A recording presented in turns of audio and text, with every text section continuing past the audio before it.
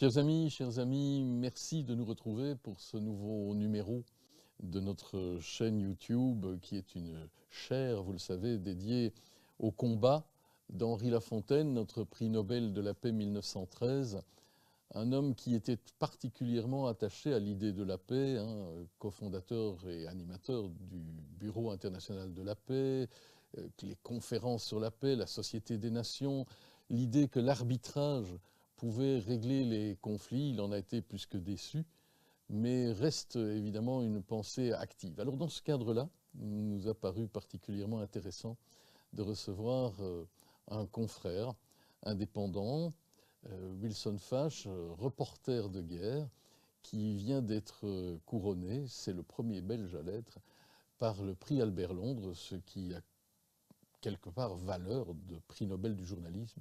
Et nous sommes donc évidemment ravis de le recevoir. Bonjour Wilson. Bonjour. Un prix comme le prix Albert Londres, c'est d'abord souligner ce que lui-même disait du journalisme, c'est-à-dire porter en quelque sorte la plume là où le fait existe et là où ça fait mal. Ouais, porter la plume dans la plaie, c'est ce qu'il écrivait. Oui, je pense que c'est ça l'essence. Je ne sais pas si c'est l'essence du journalisme de manière générale, c'est en tout cas l'essence du journalisme en zone de conflit.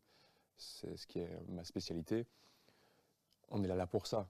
On est là pour mettre en lumière les crimes qui peuvent être commis, les souffrances humaines, surtout, en tout cas moi, c'est ma démarche auprès des civils. Donc oui, ça c'est l'essence du métier. Quel est l'élément déclencheur qui fait qu'un jour, le jeune Wilson, toujours jeune d'ailleurs, mais le jeune Wilson, au sortir de ses études de journalisme, en ayant cela dit aussi été chercher du côté du King's College à Londres une étude des phénomènes de guerre, qu'est-ce qui amène le jeune Wilson à choisir ce chemin vers la guerre? Alors ça n'a pas été un chemin vers la guerre, c'était un chemin vers le Moyen-Orient, où il y avait des guerres au moment où j'arrive dans la région. Mais moi en fait je fais des études de journalisme ici à Bruxelles, à l'IEX, de 2010 à 2015. 2011 c'est le printemps arabe.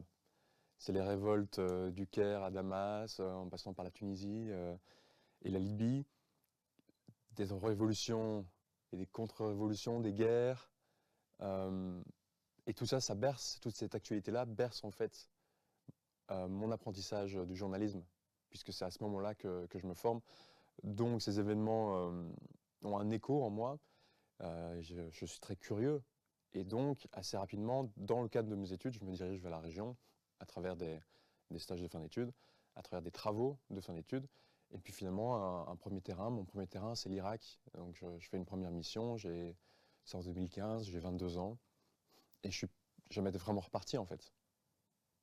Oui, depuis lors, l'Irak, la Syrie, l'Afghanistan, le Moyen-Orient, récemment l'Ukraine, on va balayer ces terrains-là qui ne sont jamais des terrains pacifiés. Mais il y a aussi peut-être ce vieil adage que bon sang ne saurait mentir. Vous n'êtes pas le petit-fils de n'importe qui, Wilson Fache. Adrien Fache, résistant, engagé. Est-ce que c'est quelque chose, est-ce que c'est un exemple qui vous parle? Oui, fatalement.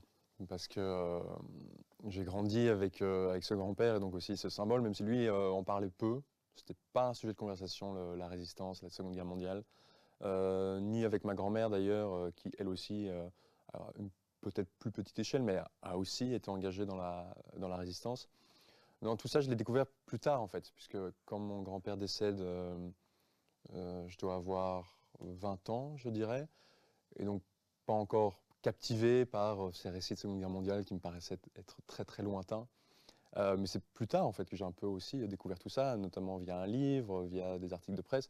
C'est aussi dans la presse finalement, au moment de son décès, que je découvre Adrien Fage, grand résistant. C'est les titres de presse. Donc je suis un peu surpris presque, puisque lui on parlait jamais. C'est les autres qui parlaient de lui. Lui ne parlait pas de lui-même.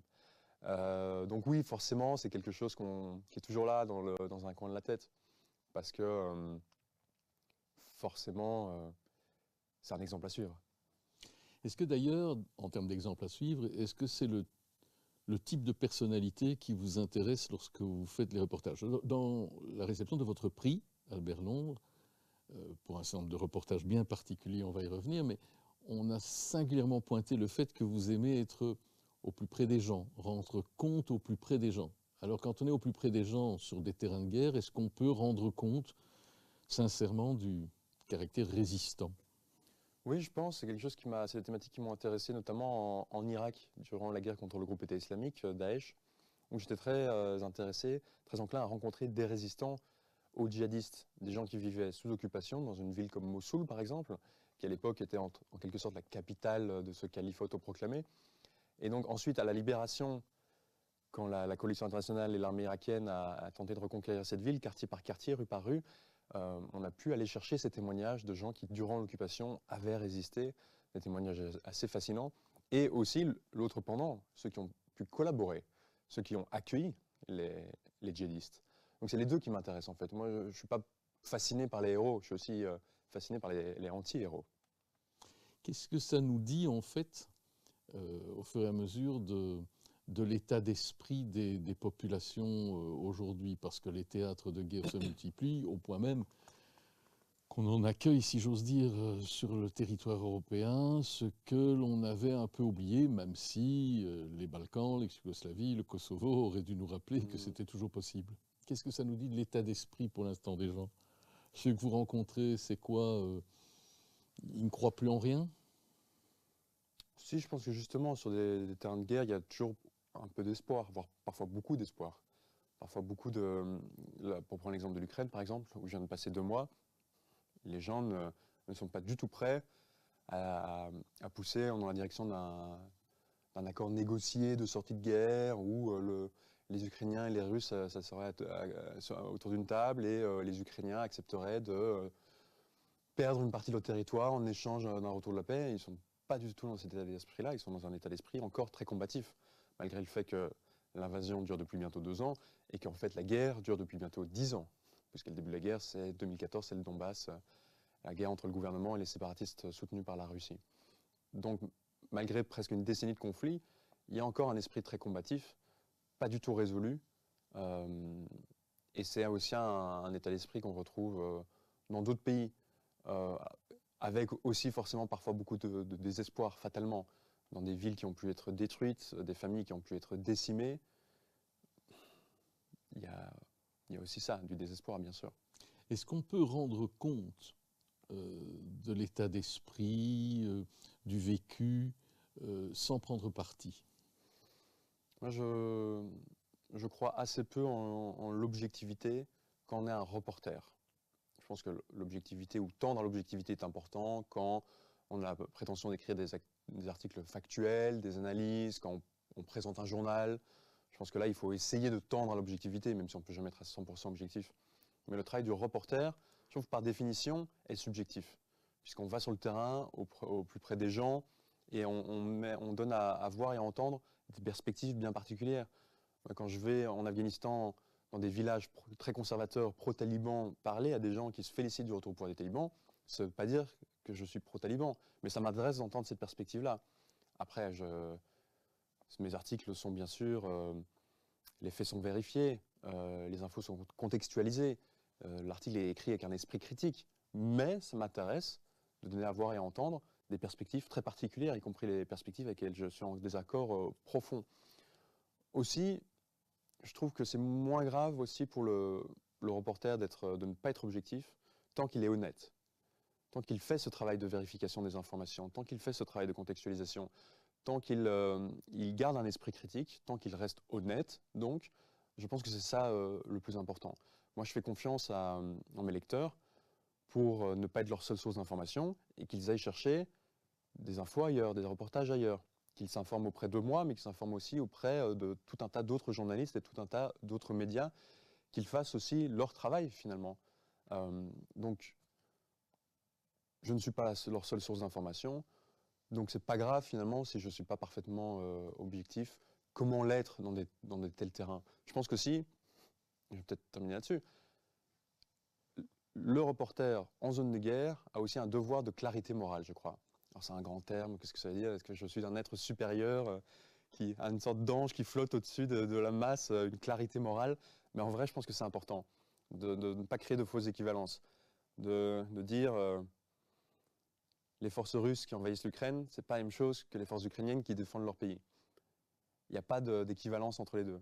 Même si je peux aussi avoir beaucoup d'empathie pour des soldats russes, qu'en fait on a été chercher, qui ont à peine 18 ans, qu'on a été chercher au fin fond de leur province, qui pensaient qu'ils allaient être accueillis en héros en Ukraine, qu'ils allaient libérer les Ukrainiens d'un régime nazi, qui ont été trompés, faibles, naïfs. Donc j'ai aussi je peux avoir de l'empathie pour une empathie professionnelle pour ces gens-là, mais aussi une clarité morale, où je ne mets pas tout le monde au même niveau. Précisément, est-ce que l'on peut travailler des deux côtés d'un conflit quand on est reporter de guerre? Alors, d'un point de vue éthique-moral, il faut travailler des deux côtés.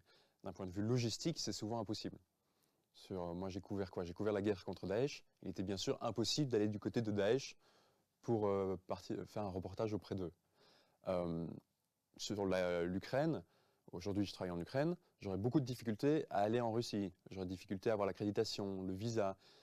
J'aurais des difficultés, même si j'obtiens ces autorisations-là, à aller sur le terrain, dans le Donbass, auprès des Russes, et avoir un accès plus ou moins indépendant. J'aurais beaucoup de difficultés à retourner en Ukraine après, parce que je pense que les Ukrainiens ne seraient pas très contents que je me sois rendu dans ce qu'ils considèrent comme étant des territoires occupés. Et c'est le cas, hein, ce sont des territoires occupés. Donc, je pense qu'ils seraient assez mécontents que je passe de l'un à l'autre, malheureusement. Donc d'un point de vue logistique, c'est très compliqué. Là, sur Israël-Gaza aujourd'hui, vous allez y repartir. J'y vais dans 2 jours. Je ne pourrai pas aller à Gaza, parce que les Israéliens nous en empêchent. Sauf au moyen de ce qu'on appelle un embed. On part embarquer avec l'armée israélienne pendant quelques heures. Ils contrôlent les images, donc avec une valeur journalistique assez peu élevée, je trouve. Donc là, pareil, j'aimerais pouvoir aller et du côté israélien et à Gaza, mais c'est impossible. Donc d'un point de vue, pour des questions purement logistiques, malheureusement, on n'y arrive pas. Est-ce que la guerre, c'est en blanc et noir? Non, jamais. Et je suis toujours très surpris quand je vois des reportages écrits dans des zones de guerre qui essayent de faire du noir et blanc. C'est le grand reproche que j'ai pour un certain philosophe de guerre qui, de son point de vue, couvre des conflits où il y a toujours des bons et des gentils. Je trouve ça assez absurde. Encore une fois, il ne faut pas mettre tout le monde sur le même pied d'égalité. Il ne faut pas créer de fausses équivalences entre les acteurs, entre les belligérants. Mais il n'y a pas des bons et des gentils, il n'y a pas du noir et des blancs. La guerre, c'est uniquement, exclusivement des nuances de gris. L'expérience afghane, c'est une expérience forte. C'est une expérience qui se termine dans le retour des talibans, qui se fait par gradation. Ce n'est pas un retour aussi brutal que leur première arrivée, pas immédiatement aussi brutal. Qu'est-ce qu'on a comme sentiment quand on part et qu'on se dit ça va être difficile de revenir? On a le sentiment de laisser, parce que votre métier, c'est aussi d'avoir sur place des gens qui vous aident, qu'on appelle des fixeurs, qui sont ceux qui vous aident à obtenir les rendez-vous, à traduire, etc. Parce que vous n'êtes pas quand même capable de parler toutes les langues locales. Oui, mais c'est important de le mettre en lumière. Le fixeur, c'est le journaliste local qui aide le journaliste étranger, puisqu'effectivement, on ne parle pas forcément la langue, on ne maîtrise pas forcément les aspects logistiques du terrain. Donc ça, c'est vraiment le rôle du fixeur. C'est avoir un carnet d'adresses, c'est éventuellement conduire, c'est faire la traduction, c'est pouvoir contextualiser certaines choses parce que c'est quelqu'un de local, donc il y a des connaissances très fines, effectivement, forcément des dynamiques et des histoires et des thématiques qu'on veut couvrir. Mais il faut de la confiance. Mais il faut de la confiance. Et ça, c'est déjà, moi je travaille qu'avec des fixeurs que je connais, en qui j'ai confiance, sauf quand forcément j'arrive dans le pays pour la première fois, et donc je travaille avec un fixeur avec qui j'ai jamais encore travaillé, mais alors je me fais conseiller par d'autres journalistes qui ont pu travailler avec cette personne, avec lui ou elle, parce qu'il y a aussi beaucoup d'entraide dans notre milieu, de se dire ah mais tiens, lui il est bien, lui fais attention, parce que forcément il y a des mauvais fixeurs comme il y a des mauvais journalistes. Donc on se conseille les uns les autres pour travailler avec des personnes de confiance, puisque le rôle du fixeur est capital. Alors oui, effectivement, lui ou elle reste. Et nous, finalement, au bout d'un moment, on part. Alors, parfois, on revient, parfois pas. Et c'est compliqué, d'autant plus en Afghanistan, où le régime taliban est quand même un régime liberticide, un régime presque un État policier, ou carrément un État policier, qui représente potentiellement un danger pour ses collaborateurs locaux, des journalistes étrangers. Donc c'est toujours très compliqué. Et aujourd'hui, j'aimerais retourner en Afghanistan, mais je n'ai pas encore résolu le problème de savoir avec qui je vais travailler parce que je ne veux pas mettre cette personne en danger. Donc, est-ce qu'on travaille finalement avec un fixeur qui est proche des talibans, enfin suffisamment proche pour pas qu'il le menace, mais pas assez proche qu'il reste quand même indépendant? C'est compliqué, on est un peu sur le fil du rasoir. Parce que la première chose auquel on doit faire le plus attention, c'est de ne pas mettre les gens en danger. Ça, c'est ça le plus important. Avant notre travail de reporter, avant d'aller chercher l'information, le critère le plus important, c'est de ne mettre personne en danger. Donc, dans le cas de l'Afghanistan, dans le cas d'autres terrains, c'est parfois compliqué, ça demande beaucoup de réflexion. Ça veut dire quoi? Qu'il faut maquiller aussi certaines voix dans les reportages quand ils sont sonores, flouter certaines images, changer les noms et les identités. Ça passe par tout ça? Oui, parfois même, pour rebondir là-dessus, flouter n'est parfois pas suffisant. Parce que maintenant, avec les nouvelles technologies, il y a même parfois des logiciels qui permettent de déflouter. Donc on a une interview qui a été anonymisée avec un floutage au montage. Il est parfois possible d'enlever ce floutage et donc de voir qui est la personne qui parle. Donc maintenant, beaucoup de médias conseillent de juste pas filmer le visage. On filme les mains, les pieds, le dos, ce genre de choses. Ou alors parfois, là par exemple, la question s'est posée pour moi récemment en Ukraine, quand j'étais sur le front de Zaporizhzhia, dans le sud du pays, à la rencontre d'un soldat qui a de la famille en zone occupée. Donc c'est vraiment l'histoire de cette personne qui mène un combat très personnel, d'essayer de libérer son propre village et de libérer sa propre famille. Or, on sait que la situation en zone occupée est alarmante, qu'il y a des gens qui sont kidnappés, arrêtés, torturés. Et donc ce soldat était prêt à me parler à visage découvert, en me parlant de sa famille. Et il l'avait même déjà fait pour une chaîne américaine 6 mois plus tôt, qu'il avait donc filmé à visage découvert. Et moi j'ai une commande d'une télé pour ce sujet-là. Et finalement j'ai dit à la télé, non, on ne va pas le faire, trop risqué. Même si lui dit oui, parfois le journaliste est mieux placé que la personne, mieux placé que la source, pour savoir qu'est-ce qui est dangereux ou pas, qu'est-ce qu'on peut faire ou pas. Parfois les gens disent oui, et en fait ils ne se rendent pas compte qu'il faudrait mieux dire non. Et donc c'est à nous d'avoir cette responsabilité-là. Parce que, encore une fois, il n'y a rien de plus important que ça, de faire attention qu'on ne met personne en danger. Jusqu'où peut-on aller lorsque l'on veut couvrir le terrain et que effectivement on se trouve face à des gouvernants locaux ou nationaux, que ce soit dans des zones occupées, que ce soit par rapport à Israël, par rapport à Gaza, que ce soit par rapport aux talibans, que ce soit sur tous les terrains où vous allez. Jusqu'où est-on prêt à un certain moment accepter ce que d'aucuns appelleront une collaboration avec le régime pour pouvoir couvrir? Je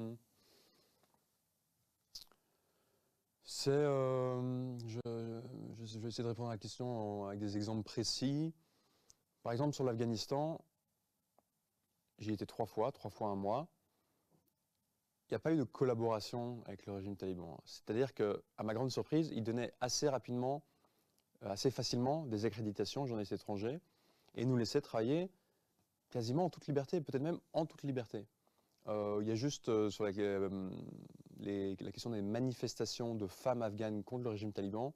Là, c'est vrai que j'ai une fois où j'ai voulu en couvrir une et j'ai été rabroué par les talibans, même frappé. Donc ça, c'est un exemple. Mais sinon, de manière générale, je pouvais arriver à faire ce que je voulais et aller chercher une parole critique contre les talibans, sans trop de difficultés. Et puis, pendant cette période-là, un peu de grâce, qui a duré 1 an et demi, même les journalistes locaux de médias afghans arrivaient à inviter en plateau des activistes féministes afghanes, des activistes qui critiquaient le pouvoir taliban sur des chaînes afghanes. Donc ça, c'était assez intéressant. Aujourd'hui, ça a changé. Les talibans donnent beaucoup moins facilement d'accréditation aux journalistes étrangers. Donc là, maintenant, se pose un peu plus la question de savoir à quel point est-ce qu'on est prêt à montrer patte blanche, à travailler avec eux, pour à la fois essayer de travailler contre eux. Donc c'est là que ce jeu-là, maintenant, plus complexe, pourrait est peut-être nécessaire. Je vais voir. Il faut réussir à... Finalement, ce qui compte, c'est que l'article que j'écris soit un article que j'ai pu réaliser de manière la plus indépendante possible. Et puis parfois, même quand on n'arrive pas à travailler de manière indépendante, quand on est suivi, quand on a une sorte de guide que ce soit un guide taliban, russe, iranien, qui nous suit, qui suit le journaliste partout, et donc qui empêche le journaliste de faire certaines choses. C'est pas pour ça que ça n'a aucune valeur. Il faut juste alors le dire dans le papier. De dire, voilà dans quel contexte ce reportage a été réalisé. Parce que du coup, on peut toujours compléter par des interviews par téléphone. Évidemment, quand on est suivi par quelqu'un qui travaille pour un régime, on ne va pas aller rencontrer des gens critiques et les mettre en danger. Mais on peut toujours faire ces interviews par téléphone après. Et ensuite, incorporer ces témoignages-là dans le papier.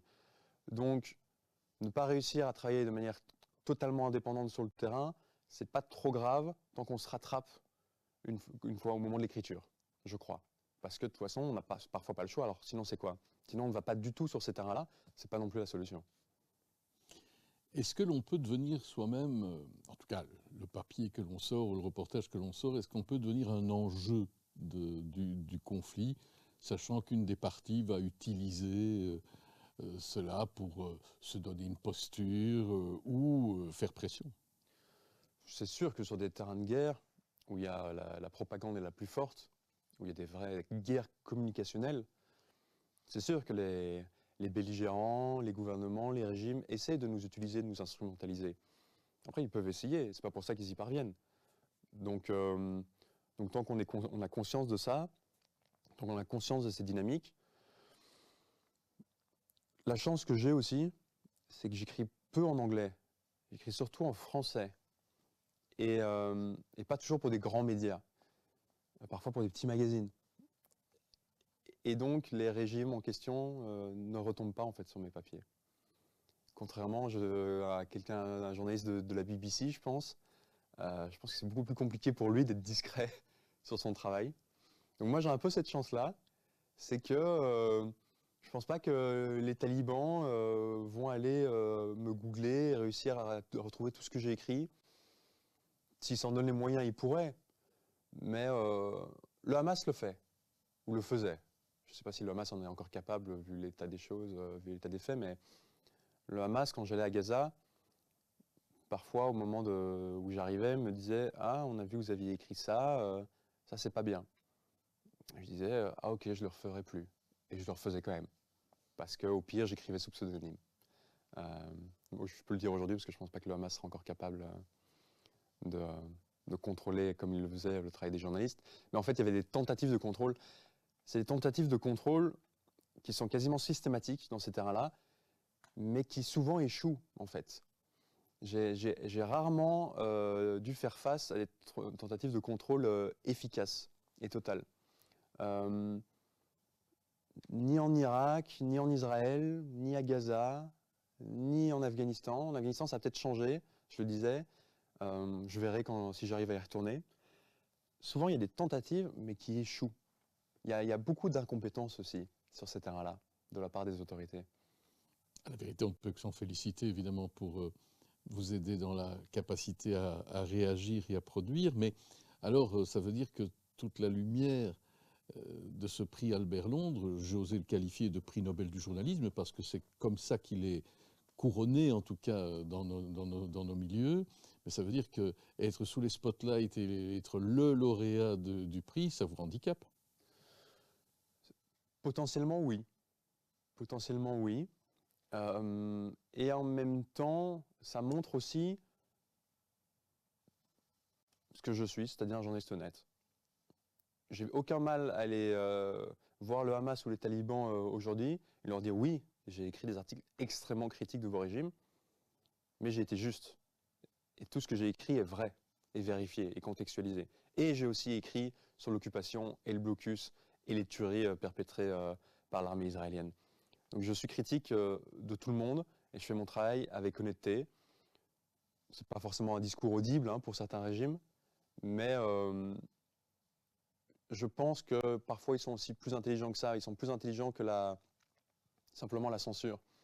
Et finalement, justement parce que je suis un journaliste honnête et critique, finalement, pourquoi pas m'ouvrir la porte?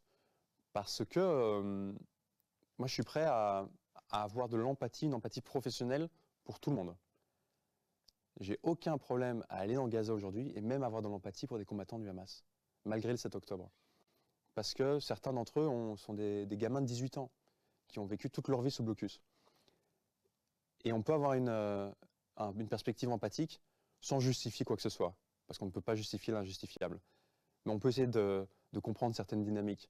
On peut avoir un regard intéressé et respectueux, même pour les pires individus de la planète. Donc c'est aussi comme ça que je vois mon métier. Et donc je crois que certains acteurs peuvent voir ça aussi s'ils sont suffisamment malins pour le voir. Il faut faire le pari de l'intelligence, évidemment. Il faut faire le pari de l'intelligence.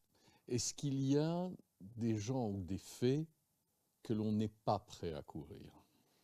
Non, je crois pas. L'interview de Saddam Hussein en son temps, de Bachar el-Assad, de quantité d'autres. Alors ça, c'est différent. Des interviews de despotes comme ça, sanguinaires, comme un Bachar el-Assad, ou en plus dans un exercice de communication très verrouillé, où ils sont préparés à ça, et ils vont nous peu importe les questions qu'on pose, ils vont nous ressortir. Célèbre de Bachar el-Assad par David Moujadès, qui a fait couler beaucoup d'encre. Hein. Oui, je ne sais pas s'il faut. Je suis pas sûr que la réponse soit de ne pas le faire, mais en tout cas, moi, ça ne m'intéresse pas. Parce que je trouve que c'est un exercice journalistique qui a assez peu de valeur. Donc finalement, on donne la parole au pire despote de la planète.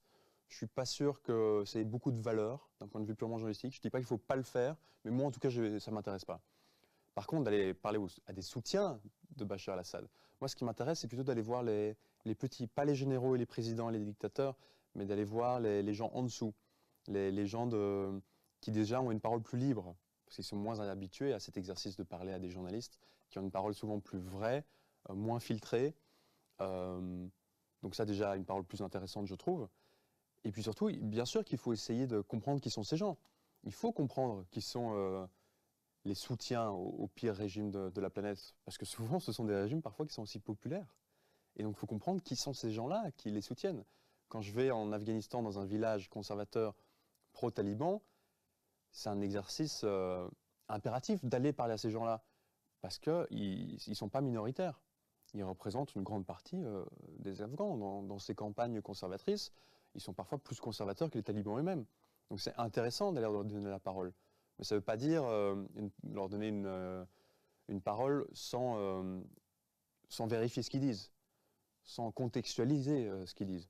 Quand je vais dans un village en Afghanistan, que je parle au chef du village et qu'il me ment, et que je sais qu'il ment, et ben, quand je le cite dans mon article, ouvrez la parenthèse, fermez la parenthèse, virgule, ment-il.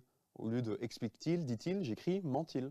Donc oui, je lui donne la parole, mais avec un regard critique, en faisant tout simplement mon travail de journaliste. Expliquer aujourd'hui à nos publics que le monde est complexe, que les sujets sont complexes à l'heure où tout le monde aime la rapidité, le like pas, etc. C'est un exercice très particulier qui vous emmène aussi à aller aux périphéries des moments de guerre. L'Ukraine, c'est aussi la Pologne, c'est aussi la Biélorussie, c'est aussi d'autres terrains. Évidemment, la Syrie, c'était aussi la Turquie dans sa lutte contre Daesh. L'Irak, c'était aussi d'autres voisins. Il faut pouvoir trouver le temps, l'énergie de convaincre qu'il y a aussi beaucoup de choses à faire dans ces pays-là. Oui, bien sûr. Sur la guerre en Ukraine, c'est un conflit tellement énorme dans son échelle que ça touche forcément le monde entier. Déjà, quand je vais en Afghanistan, ils se plaignent de l'inflation et du prix du pain qui a augmenté à cause de la guerre en Ukraine. Parce que l'Ukraine est le grenier de toute partie de la planète. Donc ça, il faut pouvoir effectivement le raconter, le documenter dans les pays de la périphérie, ici en Europe, parce que les guerres là-bas, ce sont aussi des réfugiés ici. Et il faut pouvoir documenter leur destin, l'accueil qu'on leur réserve ou non. Donc tout ça, ce sont des sujets importants aussi. Et puis dans les pays en tant que tels, là aussi, il faut réussir à prendre un pas de côté. La guerre, c'est pas juste la ligne de front. La guerre, c'est des conséquences sur la culture, l'économie, les relations interpersonnelles. La guerre, c'est des relations de voisinage de plus en plus houleuses entre des pro-russes et des Ukrainiens qui vivent dans le même building. La guerre, c'est en Irak, à Mossoul, après la fin de la bataille, c'est là aussi des relations de voisinage tendues entre voisins, entre ceux qui ont soutenu les djihadistes, ceux qui les ont rejetés, entre des familles dont le père a pu être un combattant. et où on reproche aux enfants les actions d'un parent.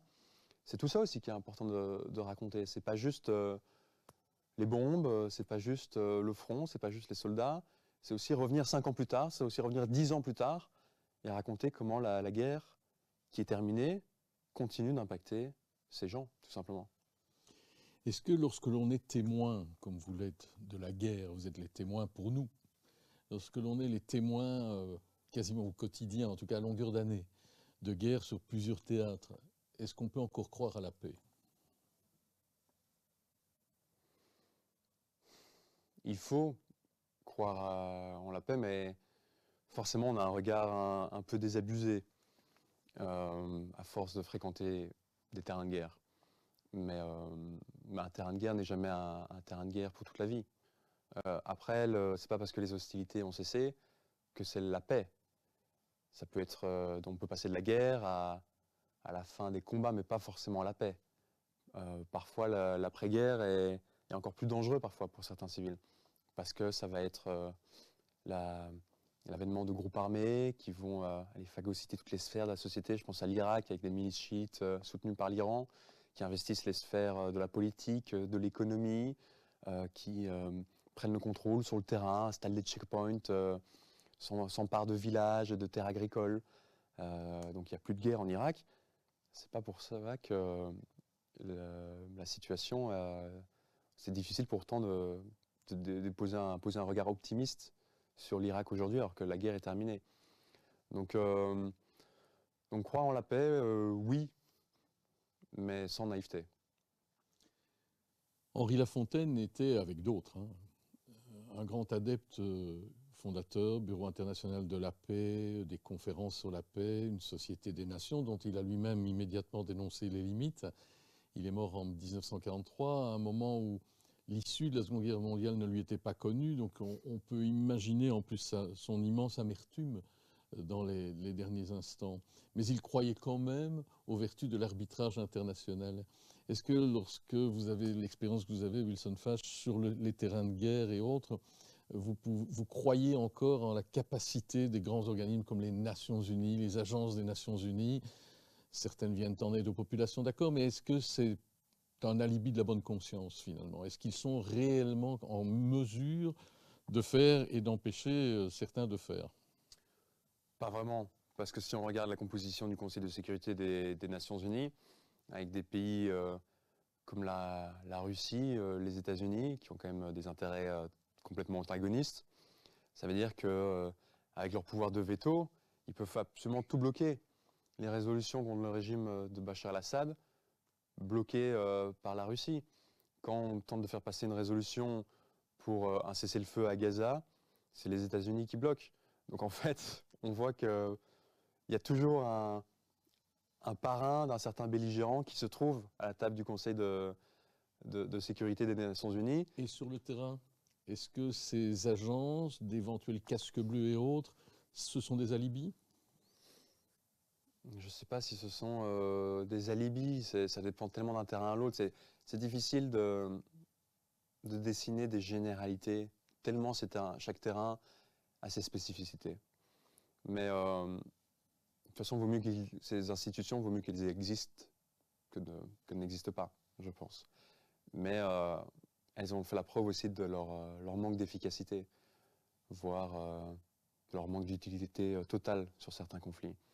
Si on prend un exemple concret de la guerre en Syrie, par exemple, on voit que finalement les Nations Unies ont collaboré avec un régime assassin, celui du président Bachar el-Assad, où finalement les Nations Unies se retrouvaient à donner de l'argent à des soi-disant ONG qui sont en fait à la solde du régime.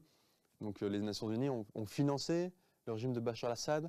Les Nations Unies ont rendu presque en quelque sorte respectable le régime de Bachar el-Assad en allant lui serrer la main dans des palais dorés. C'est compliqué quand même. Alors est-ce que pour autant les Nations Unies doivent se retirer de Syrie et laisser la population crever? C'est pas non plus la solution. Donc, il faut qu'elle soit là, mais il faut qu'elle travaille autrement, je pense.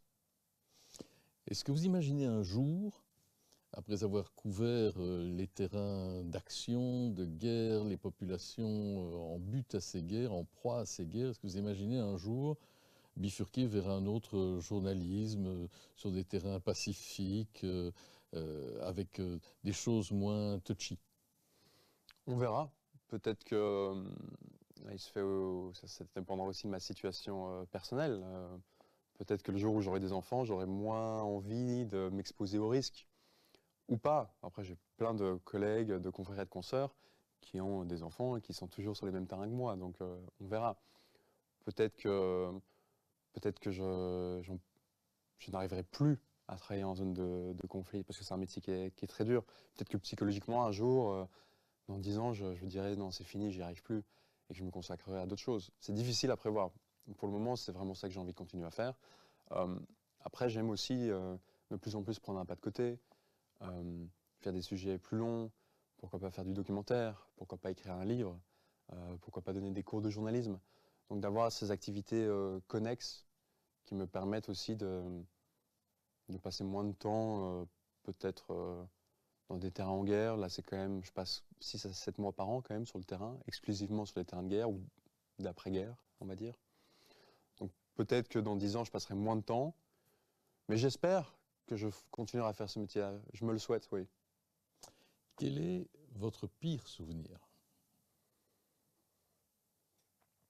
Pire souvenir, je pense que c'est quand ça touche à la vie privée du reporter qui perd des collègues. Je pense que c'est ça le plus difficile. Quand on apprend que quelqu'un a été blessé, quand on apprend que quelqu'un a été tué, quand tout d'un coup on est happé par les conflits qu'on couvre. Quand on essaye d'être de simples observateurs, mais en fait c'est jamais possible d'être un simple observateur à partir du moment où on est sur place, à partir du moment où on se met en danger, à partir du moment où nos collègues, qui sont aussi souvent des amis, se mettent en danger. On sait que le casque et le gilet pare-balles marqué presse ne protègent plus. Ça fait parfois de nous des cibles. Il suffit de voir les derniers chiffres du nombre de journalistes tués dans le monde ces dernières années. Des records absolus. Donc c'est ça les pires souvenirs finalement.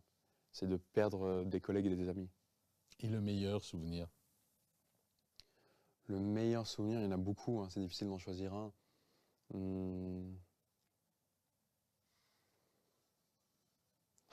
Le meilleur souvenir. Je ne sais pas si c'est le meilleur souvenir, mais là, comme ça, c'est celui qui me vient en tête. Je fais un reportage durant la bataille de Mossoul, où les forces armées irakiennes tentent de reconquérir cette grande ville du nord de l'Irak des mains des djihadistes du groupe État islamique.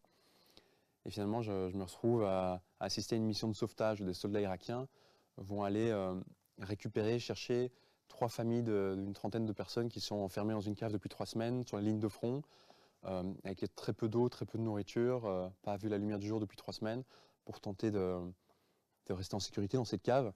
Et finalement, les soldats vont les chercher, les exfiltrent pour les éloigner du front et les envoyer dans un camp de réfugiés pour les protéger. Et de faire les interviews de ces gens, notamment un jeune qui parle anglais, je lui dis que je suis belge, il me parle de Eden Hazard, tout ça sur une ligne de front. Lui, il est famélique, avec une énorme barbe, tout blanc, tout maigre. Et par hasard, je le croise un mois plus tard dans un café, rasé de près, souriant, à table avec ses amis, en train de manger un burger. Donc c'est un souvenir tout bête, c'est une anecdote parmi des milliers d'autres, mais c'était un moment que je garde en moi, oui. Qu'est-ce qu'on vous souhaite? De continuer à faire ce métier dans les meilleures conditions possibles. On le formule, ce souhait. Merci. Merci Wilson Fache. Avec plaisir. Merci d'avoir été fidèle une fois de plus à notre rendez-vous de la chaire Henri Lafontaine. Vous voyez, les sujets, les invités sont variés, mais ils répondent à ces aspirations et à ces réalités du moment. On se retrouve sous peu. Merci.